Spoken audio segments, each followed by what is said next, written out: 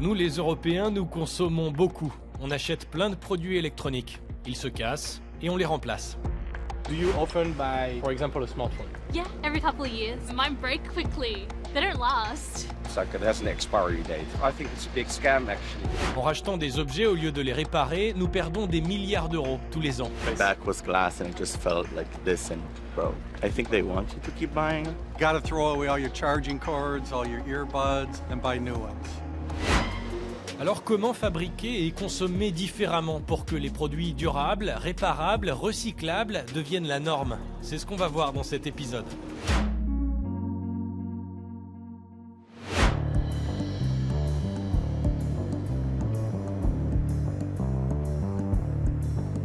On est à Amsterdam, c'est un petit peu le paradis de la seconde main. C'est aussi ici qu'a été créé le concept de Repair Café. On va vous montrer, on a rendez-vous avec sa fondatrice.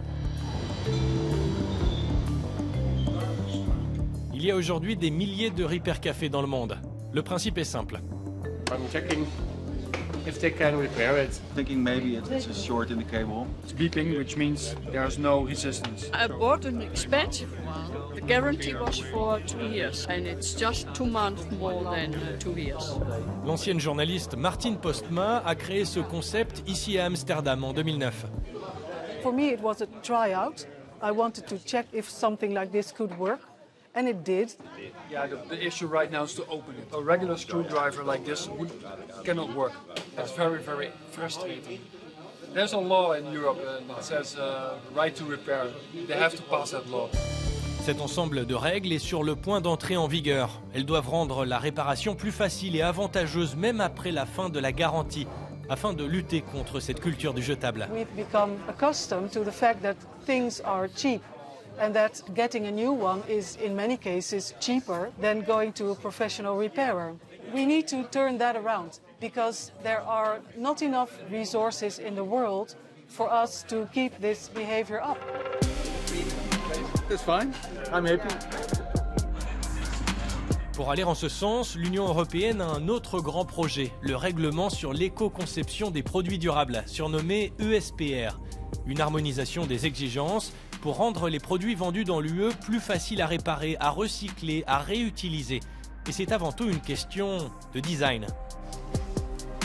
Alors pourquoi vos produits se cassent? Ici on décortique les produits d'aujourd'hui pour imaginer ceux de demain. On va voir ça.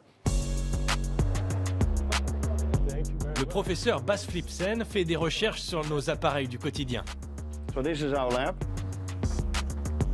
We assess the ease of disassembly and then we assess it also on recyclabilities. Il étudie aussi leur obsolescence et l'attitude des consommateurs.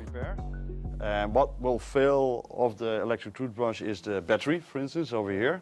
You have to unglue it and you have to take it apart. Well, there's also other stuff. It's getting dirty. The plastics will degrade, the rubber will degrade, but also the plastic parts will fade out. It will become yellow. And what happens?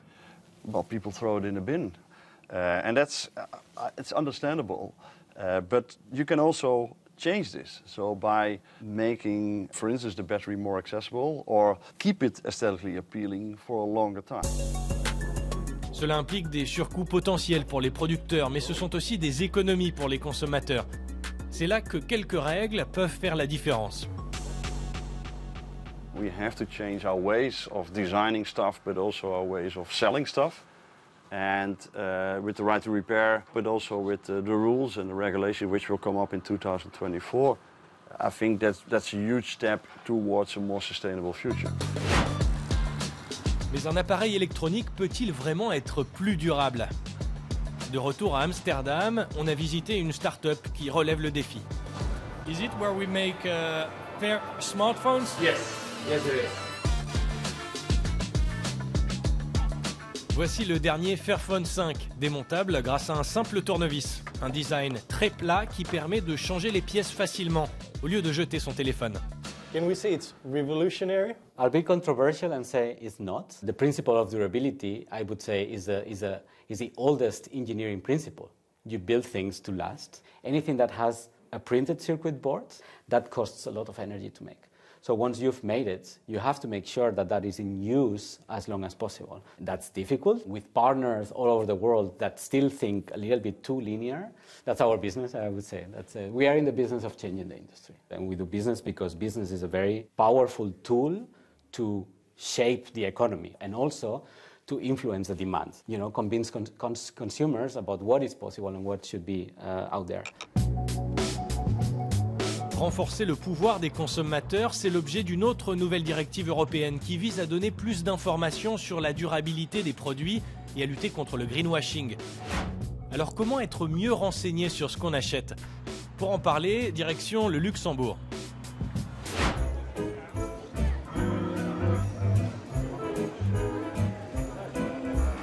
Si on est au Luxembourg aujourd'hui, ce n'est pas que pour le marché de Noël. Le pays a lancé son propre projet de passeport produit. On va voir ça. En fait, ce n'est pas vraiment un passeport produit, mais le système d'information qui l'alimente. C'est ce que m'a expliqué l'homme derrière cette initiative baptisée Product Circularity Datasheet. Le Luxembourg s'efforce à mettre en place une méthodologie pour faciliter la transmission d'informations sur les propriétés circulaires des produits à travers toute la chaîne de valeur pour qu'elles se retrouvent disponibles avec les produits quand ils sont mis sur le marché.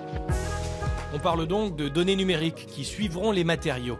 Le problème, c'est qu'ils peuvent venir de loin et beaucoup transiter. Une nouvelle norme ISO doit donc garantir la transparence tout au long de la chaîne jusqu'au magasin. Quel type d'informations est-ce qu'on pourrait avoir sur ce produit, par exemple? On pourrait avoir des informations sur la composition, s'il contient des matériaux dangereux, s'il existe des pièces de rechange, quel est le contenu de matières recyclées, et s'assurer aussi que cette information perdure dans le temps, parce qu'après, on voudra le réparer, le reconditionner ou faire autre chose, mais ça peut arriver 5-10 ans plus tard. Ce projet fait écho à une grande ambition de la réglementation européenne ESPR, le passeport numérique des produits qui doit devenir la norme en Europe.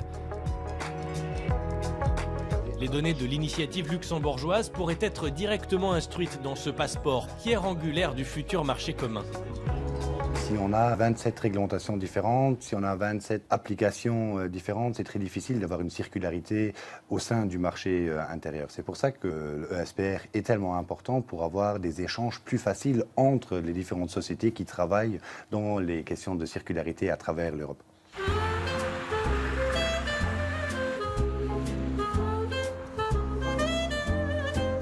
Et on va finir cet épisode, comme on l'a commencé, par quelques coups de tournevis.